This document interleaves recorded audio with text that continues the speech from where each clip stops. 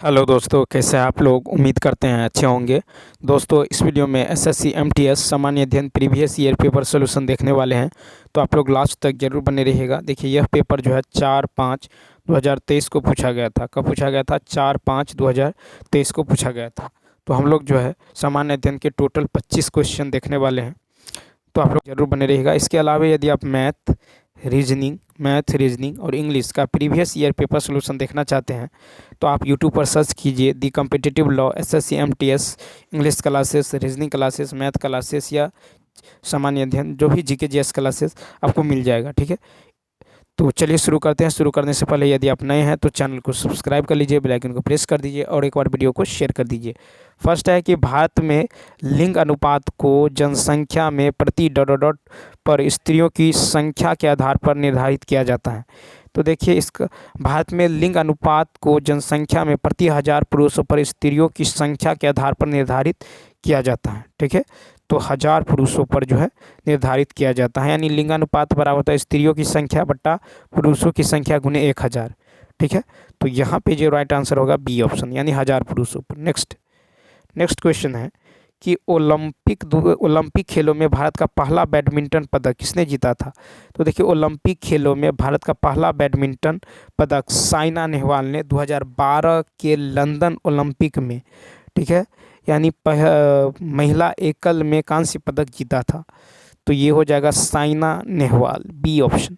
ठीक है, तो ओलंपिक खेलों में भारत का पहला बैडमिंटन पदक साइना नेहवाल ने 2012 के लंदन ओलंपिक में जीता था। इसके बाद पीवी सिंधु ने रियो डी जेनेरियो में 2016 में महिला एकल में रजत पदक, टोक्यो ओलंपिक 2020 में महिला एकल में कांस्य पदक जीतकर इतिहास रचा। तीसरा है, निम्नलिखित में से किसे ठुमरी की रानी के नाम से सम्मानित किया गया था? तो देखिए, बनारस घराने की प्रसिद्ध भारतीय शास्त्रीय गायिका गिरिजा देवी को ठुमरी की रानी के नाम से सम्मानित किया गया था, क्योंकि ठुमरी गायन को जो है परिष्कृत करने तथा इसे लोकप्रिय बनाने में इनका जो है बहुत बड़ा योगदान है। इन्हें पद्म श्री 1972, पद्म भूषण 1989 तथा पद्म विभूषण 2016 पुरस्कार से सम्मानित किया गया। ठीक है, तो यहाँ पे याद रखना है गिरिजा देवी, डी ऑप्शन। ठीक है, तो ठुमरी की रानी के नाम से, ठुमरी की रानी के नाम से गिरिजा देवी।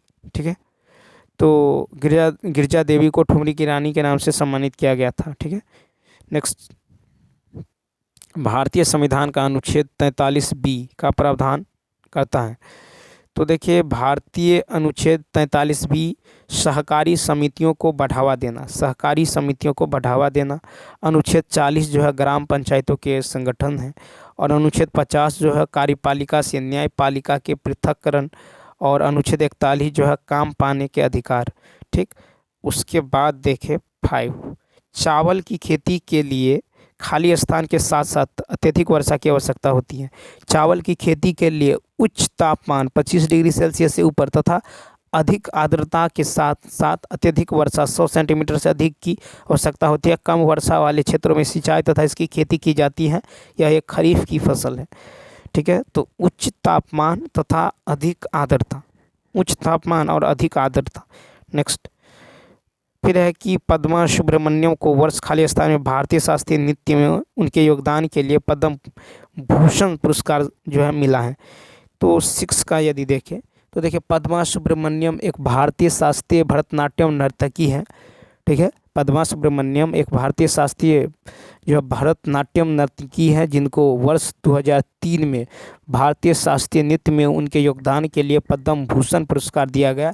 इससे पूर्व उन्हें 1981 में पद्मश्री पुरस्कार से भी सम्मानित किया गया, लेकिन यहाँ पूछ रहा पद्म भूषण, तो 2003 में दिया गया। नेक्स्ट, फिर देखिए, निम्नलिखित में से बंगाल के किस गवर्नर जनरल ने सती प्रथा को गैर कानूनी घोषित किया? तो बंगाल के गवर्नर जनरल विलियम बेंटिंक ने 1829 में सती प्रथा को गैर कानूनी घोषित किया था। इसी प्रथा में विधवाओं को अपने पति की चिता के साथ स्वेच्छा से या ज़बरदस्ती जिंदा जलाकर मार दी जाती थी। ठीक है, तो ये है आपको विलियम बेंटिक, ए ऑप्शन। ठीक है, नेक्स्ट 8 नंबर देखिए, 8 है कि कौन सा देश वास्तोक 2022 सैन्य अभ्यास का मेजबान है? तो देखिए, रूस, यानी रूस जो है वास्तविक 2022 सैन्य अभ्यास का मेजबान देश है। इस अभ्यास में कई पूर्व सोवियत देश जैसे चीन, भारत, लाओस, मंगोलिया, निकारागुआ और सीरिया के सैनिक शामिल हुए हैं। भारतीय सेना का प्रतिनिधित्व 718 गोरखा राइफल्स के सैनिकों की टुकड़ी द्वारा किया गया था। 9 है कि मालगुडी डेज खालिस्तान की लघु कहानियों का एक संग्रह है। Malgudi days R.K. नारायण की लघु कहानियों का एक संग्रह है। यह लघु कहानियाँ दक्षिण भारत में स्थित मालगुडी नामक एक जो है काल्पनिक शहर का चित्रण करते हुए लिखी गई है। तो R.K. नारायण, ठीक है, सी ऑप्शन। फिर है कि निम्नलिखित में से कौन अकबर के बाद भारत में मुगल वंश के सिंहासन पर बैठा है? तो अकबर 1956 से 1605 के बाद मुगल वंश के सिंहासन पर जहांगीर 1605 से 27, शाहजहां 1628 से 58 और औरंगजेब 1658 से 1707 के रूप में भिन्न भिन्न व्यक्तियों वाले 3 योग्य उत्तराधिकारी बैठे हैं। 1707 के बाद औरंगजेब की मृत्युपरांत मुगल वंश की शक्ति घट गई और अंततः 1857 में इस वंश के अंतिम शासक बहादुर शाह जफर द्वितीय को अंग्रेज ने उखाड़ फेंका। तो यहाँ पे जो है अकबर के बाद मुगल वंश के सिंहासन पर कौन बैठा? तो सिंहासन पर जहांगीर, ठीक है, जहांगीर यानी ए ऑप्शन।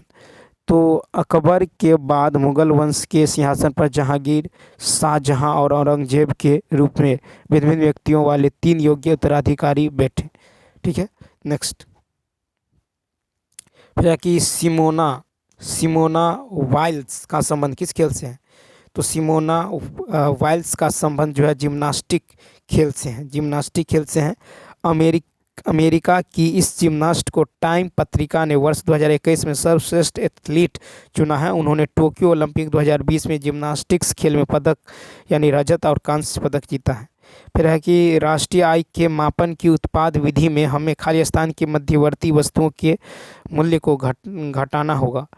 तो 12 का होगा आपको कि राष्ट्रीय आय के मापन की उत्पाद विधि में हमें दोहरी गणना को दूर करने के लिए जो मध्यवर्ती वस्तुओं के मूल्य को घटाना होगा। तो दोहरी गणना को दूर करने के लिए ए ऑप्शन। नेक्स्ट फिर है कि बाल विवाह निषेध विधेयक 2021 महिलाओं की विवाह की न्यूनतम आयु को खालिस्तान बढ़ाकर वर्ष खालिस्तान करने का प्रयास करता है। तो यहाँ पे देखिए बाल विवाह निषेध संशोधन विधेयक 2021 महिलाओं की विवाह की न्यूनतम आयु को 18 वर्ष से बढ़ाकर 21 वर्ष करने का प्रयास करता है, सी ऑप्शन, ठीक है। उसके बाद देखिए नेक्स्ट 14 है कि निम्नलिखित खालिस्तान में स्थित रावण फारी गुफा पूर्वकालीन चालुक्य शैली स्थापत्य कला का एक उदाहरण है जो अपनी विशिष्ट मूर्तिकला शैली के लिए जानी जाती हैं। तो कर्नाटक में स्थित रावण फारी गुफा पूर्वकालीन चालुक्य शैली स्थापत्य कला का एक महत्वपूर्ण है जो अपनी विशिष्ट मूर्तिकला शैली के लिए जानी जाती हैं। तो कर्नाटक। किस ग्रह का कोई उपग्रह नहीं है? तो शुक्र और बुध ग्रह का कोई उपग्रह नहीं है। शुक्र और बुध का कोई उपग्रह नहीं है, जबकि शनि का 82 उपग्रह है, बृहस्पति का 79 उपग्रह है, यूरेनस का 27 उपग्रह है। नेक्स्ट फिर है कि दंत चिकित्सा में निश्चेतक के रूप में किस गैस का उपयोग किया जाता है?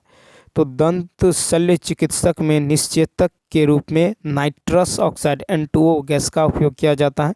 यानी इस गैस को दंत चिकित्सक द्वारा दंत रोगी को सर्जरी करने में सुंघाया जाता है ताकि उसे दर्द का आभास न हो। Nitrous oxide N2O।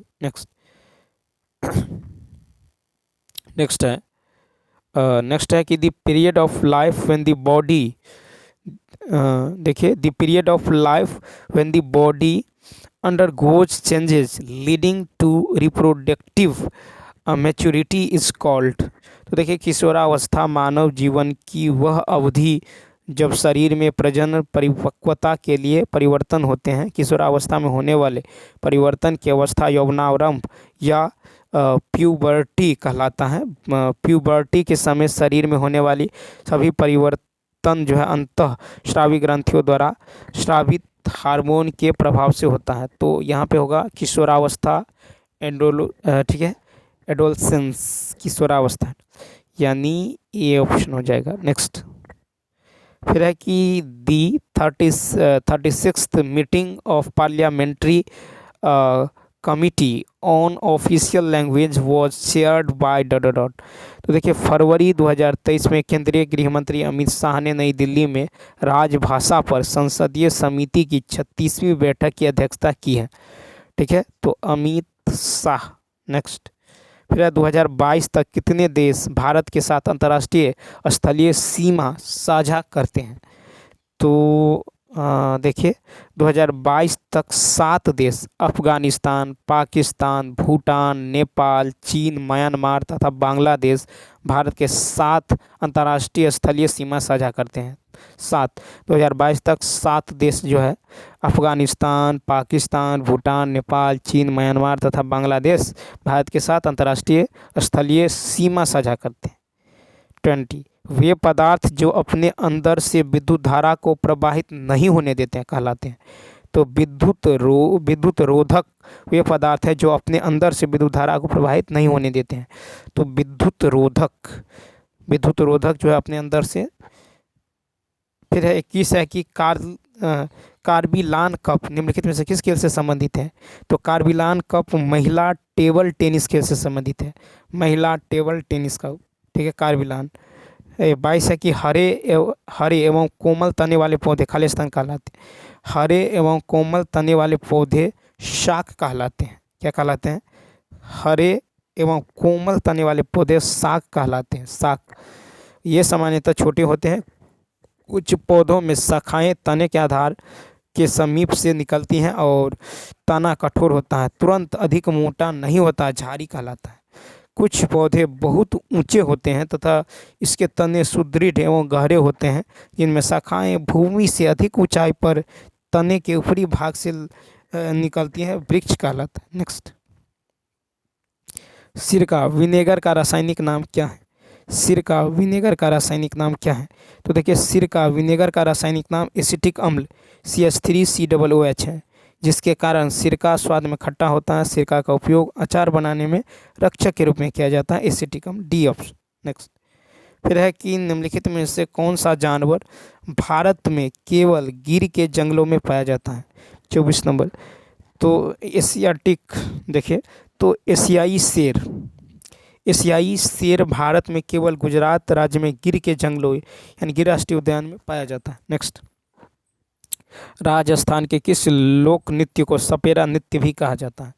तो देखिए राजस्थान के कालबेलिया नृत्य को सपेरा नृत्य भी कहा जाता है, क्योंकि यह नृत्य कालबेलिया सपेरा जनजाति की स्त्रियों द्वारा किया जाता है। ठीक है, तो कालबेलिया, ए ऑप्शन। तो चलिए दोस्तों इस वीडियो में इतना ही। यदि यह वीडियो अच्छा लगा हो तो लाइक, शेयर और सब्सक्राइब करना ना भूलें। इसके अलावा यदि आप मैथ, ठीक है, रीजनिंग, इंग्लिश का प्रीवियस ईयर पेपर सोल्यूशन देखना चाहते हैं तो आप प्लेलिस्ट के जरिए भी देख सकते हैं। तो चलिए मिलते हैं नेक्स्ट वीडियो में। Thanks for watching.